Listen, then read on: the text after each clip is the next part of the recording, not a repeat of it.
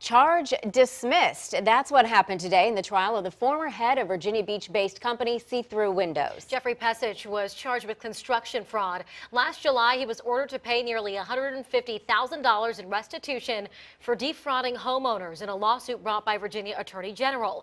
10 on your side, Jason Marks has been following this case for months now. Jason, today's trial takes us to Suffolk.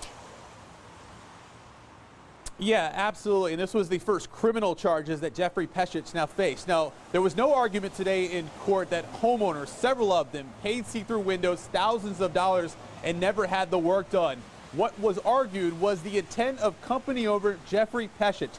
Did he intend to steal the Suffolk homeowner's money when she entered a contract in June of 2016 with See-Through Windows? Did Pesich intend to take the woman's $2,200 and never do the work? That was what the judge had to decide. The victim in this case, she wanted to replace 14 windows. A week after she signed that contract in June of 2016, an employee came out to her home to measure for the windows, but the work was never done. The check was cashed, but the windows never replaced. Today, Suffolk prosecutors brought in 10 other alleged victims to testify, all losing thousands of dollars and never getting what they paid for. This was the first case, as we mentioned, Pesich faced on a criminal charge. The judge dismissed the case because he says there wasn't enough evidence that Pesich had intent to defraud the Suffolk homeowner. The judge says, yes, it sounds like a breach of contract, but this wasn't a breach of contract case. That would be a civil case. This was a criminal matter, and thus he had to dismiss the charges. Now, we spoke with one homeowner who paid See-Through Windows more than $2,000. She felt as if some sort of justice needed to be done.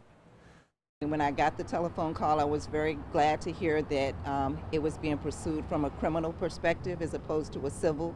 He needs to be accountable for his actions.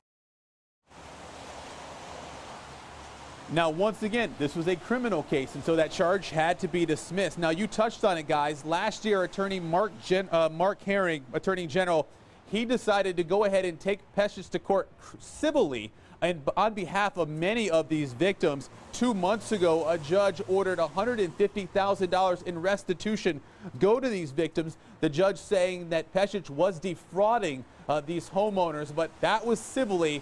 This today was a criminal charge that was dismissed. That's the latest here in Suffolk. Jason Marks, 10 on your side.